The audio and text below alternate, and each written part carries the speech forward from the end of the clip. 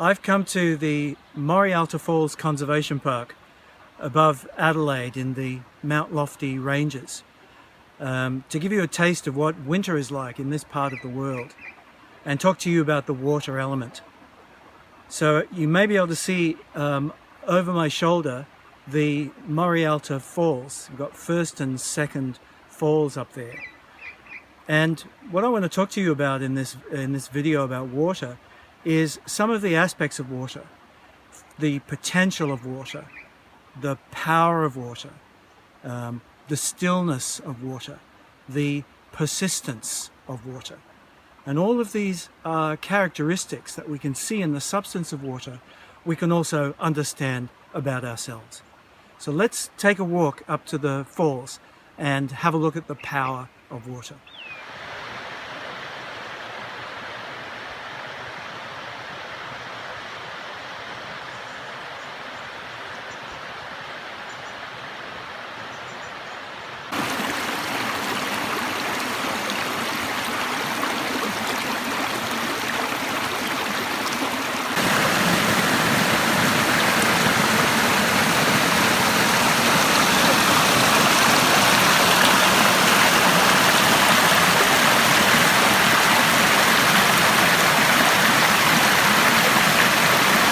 Okay, here we are at the top of Morialta Falls.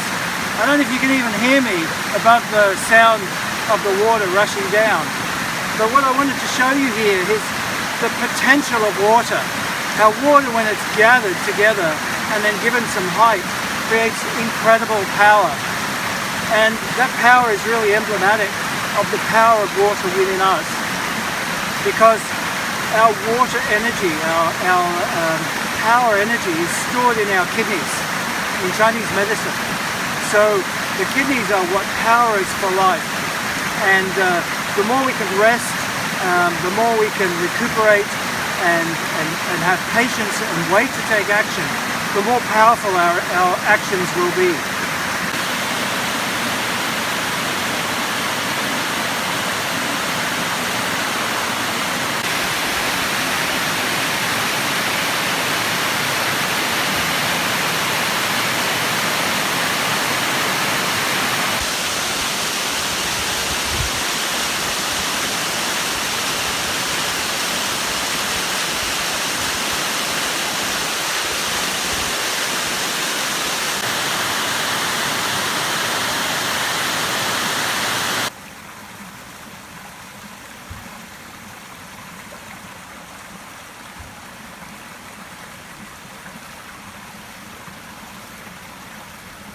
So we're back in the car park after our hike up Morialta Falls, and while I was up there I picked these cones. These are seed pods, and what's really interesting about these, they're typically Australian in that they only burst open after a bushfire.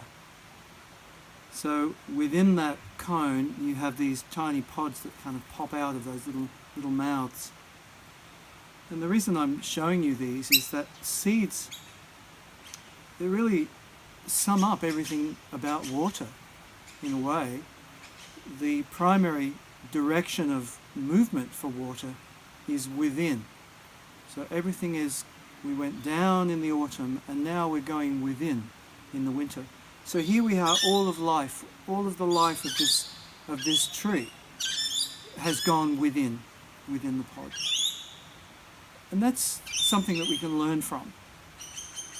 We can spend the winter going within and conserving our resources and like preserving our energy. As I might have said earlier, the kidneys are where our energy is stored.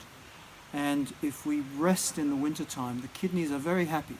They can recuperate and they can rejuvenate, so that when the springtime comes, we have lots of energy for movement and action and making plans and doing stuff. But that's to come. Right now, if you spend the winter maybe sleeping a little bit more, doing a little bit less, working a little bit less, maybe sitting by the fire, reading, or maybe just gazing into the flames, or sitting there contemplating over your cup of tea or hot cocoa, or whatever it is that makes you warm and comfortable, then I recommend that you do that. And then come the springtime, you'll have lots of get up and go to put all of your plans into action. I look forward to seeing you in the spring.